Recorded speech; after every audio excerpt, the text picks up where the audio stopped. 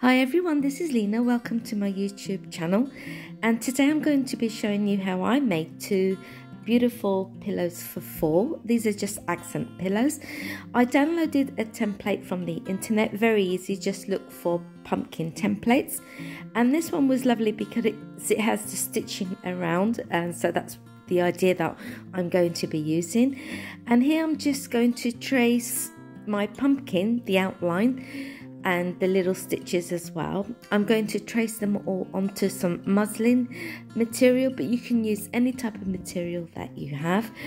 This one is ideal because I want it to look a little bit shabby chic as well, or farmhousey. So I'm just going to trace everything that's on that pumpkin, and then later I will cut out the pumpkin and leave in just a few inches around the edges. So here you can see how it came out. This is the look that I want, and as you can see, I trimmed around the edges. I just left a few inches around it because you need that. And then I just used a little bit of spray glue, or you can use any glue that you have. You can use prick stick glue, Hobby Lobby glue, anything like that, just to glue your piece onto the material on the right side so it does not move. So make sure it's on the right side. So this is the first few steps that we're going to do to create our pillow.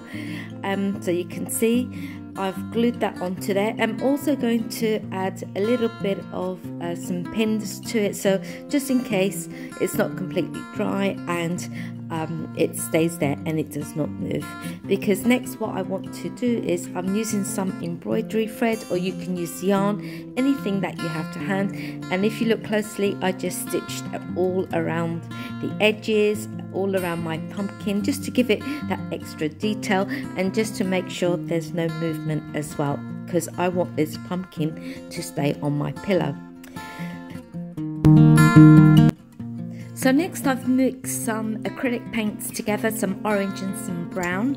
It depends entirely up to you what colours you want to use, or you can use poster paints, or you can use fabric paints, anything that you have to hand, or you can just leave this step out. You don't have to do this, you can leave the pillowcase as is, but I wanted a little bit of an orange tone to go with the theme that I'm creating for fall.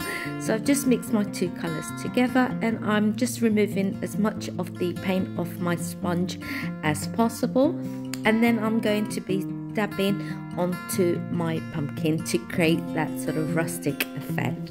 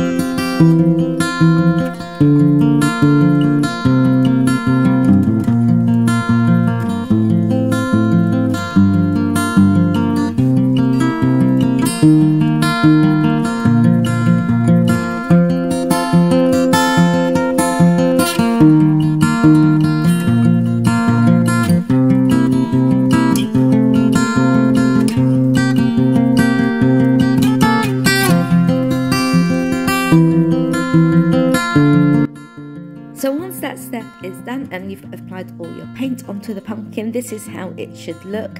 It has texture, it has colour, it has that rusticness, that shabby chic look. And next I'm going to be stitching on both reverse sides of my pillow, and making sure that what I did was I used a pencil to draw a straight line, making sure that I keep my square of my pillow to give me a guideline. And I'm just using a straight stitch to just stitch both two pieces together. And the material that I'm using is a curtain, It's a new one, but it wasn't of any use to me. It's somebody gave this to me, and they did not want to return it back to the store, so I decided to make some pillows, and I'll probably be making something else out of this material. And it was ideal for this because it has already little eyelets in there, which I will be using to create this beautiful look for my pillow. So as you can see, I'm using my pencil as a guideline that I've drawn on my pillowcases, just to make sure that everything is nice and straight.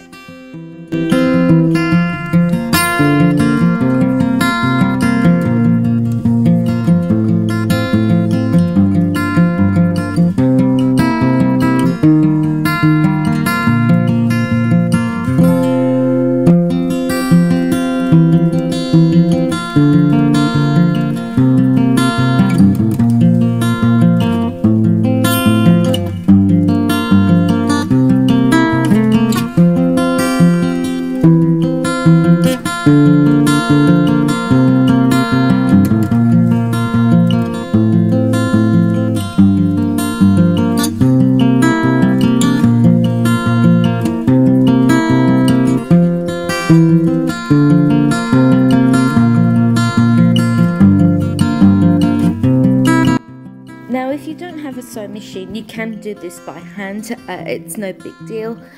Just take you a little bit of time. And don't forget, if you are using the sewing machine, to do that double back stitch on the edges. That's very important, so your pillow doesn't come undone. And then I just reverse it and going to put my little pillows in there, and then I'll show you the next step.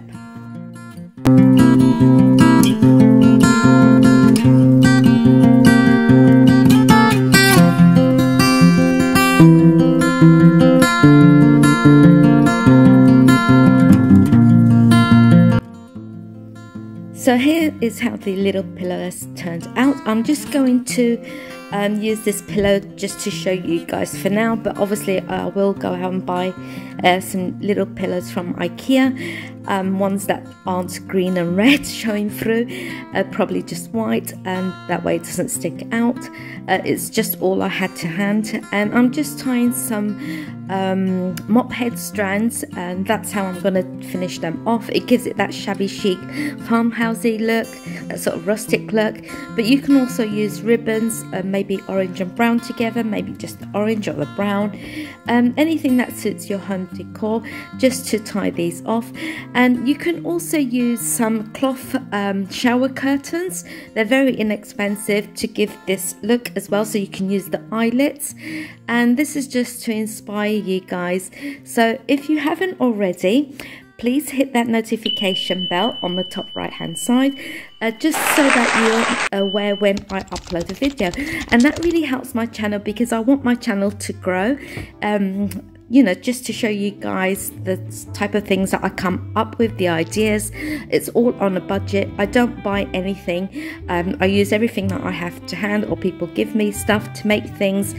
Sometimes I do buy the glue and the paint, but that's on very rare occasions, only when I run out of things. And it's just projects on a budget, which are very good. You know, times are really hard now and people need to save the pennies. So I hope you enjoyed this craft, and like I said before, don't forget to like my channel and leave a comment below. I love to read all your comments and help my channel grow, and I'll see you again soon for another tutorial on another craft. Thanks for watching. See you soon. Bye.